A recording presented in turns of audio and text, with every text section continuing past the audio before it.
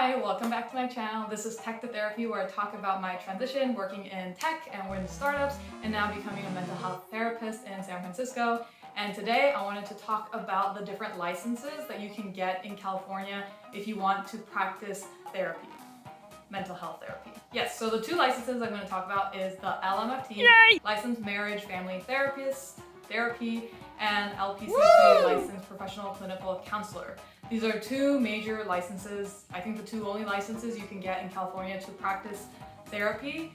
And I'm going to talk about how they are different and why you may want to pursue one or the other. And I'm going to talk about my journey and like where I'm currently stuck. And lastly, I'm going to wrap it up with how this is all going to change, and this might not matter at all because there's a new legislation that is being passed right now. Cool, a lot of things to talk about. Yes, I also wanted to make this video because I've been thinking about this a lot the last couple weeks. Okay, honestly, I've been just like ruminating over it the last couple weeks, and this video helped me do the research to kind of figure out what will be best for me. All right, let's get to it. So let's begin with how they are different. Actually, we're going to begin with how they are similar. Both of these licenses are administered by the Board of Behavioral Sciences in California, and like as a rough outline, how you get the license is the same. You need a bachelor's degree, it could be anything, a master's degree in like counseling or psychology. You need to take specific courses that meet the requirements. You need 3,000 supervised hours, and then you need to take an exam. So roughly, those are the things that you need to do to get these two licenses. It's just in the details that are different. So this is where we go into the differences. The exams are different. The way you get your hours are also different. For example, for our marriage and family therapy, LMFT, you need to have a specific number of couples or family or children hours, which you don't in LPCC. The number of hours you get in practicum are different between these two licenses, which I will talk about more later. That's where I'm getting cut off on. And generally, the LPCC, the courses that you take, there are more specific ones on substances. So there's a little bit more specifics in that the MFT doesn't cover. And then the MFT, there are more courses on family, couples, children. Oh, both of them, you can see individual clients. Like, it's not that you can't see couples if you have the LPCC. It's just like the courses and the hours that you need to get the MFT is more geared towards like marriage and family therapy. One important detail that I want to point out with these different licenses is there is no single license right now in the US that you can use across multiple states. So that means if I get MFT or LPCC, I cannot use that exact license to practice in New York City. I need to probably take an exam and probably pay like a couple $100s. And in some occasions, I have to get more hours and take more classes.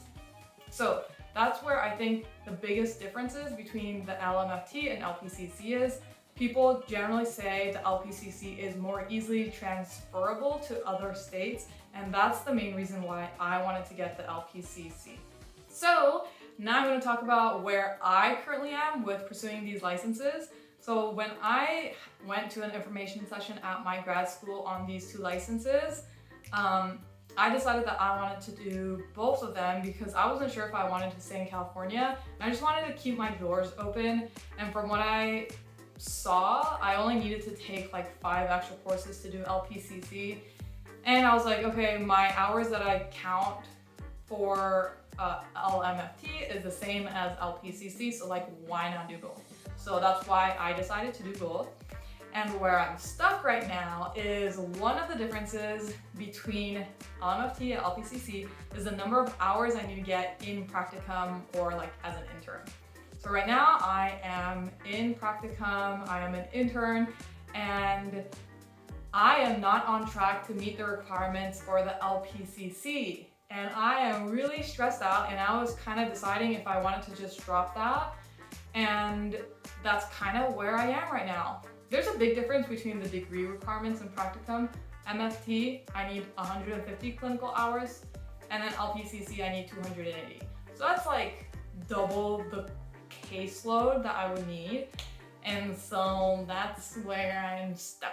I think for now, I'm thinking about possibly just doing my best to get the 280 hours, and if I can't, I'm just gonna drop it. And great, I took 5 classes that I didn't really need to, but I did, and I tried. So that's kind of where I am. So how this is all gonna change is there's a new legislative agreement called the Counseling Compact, which allows a therapist from one state to be able to see telehealth clients and in-person clients from another state. Wonderful. This is exactly what we need. Why do we have to have a different license for every state? It just doesn't make any sense to me.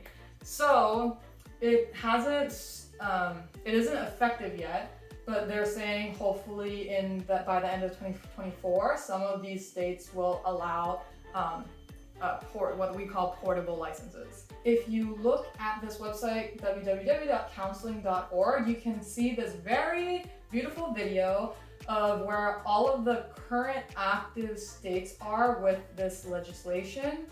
Unfortunately, California is not a part of this yet. Anyways, one thing to note is in California though, it's one of the hardest places to get a license. We have one of the most strictest set of requirements that you need. We need the most number of hours, 3,000, which is the highest number of hours you need. So basically, California is much more regulated than some of these other states. And so usually if you have a California license, it's somewhat easy-ish to transfer it to another state.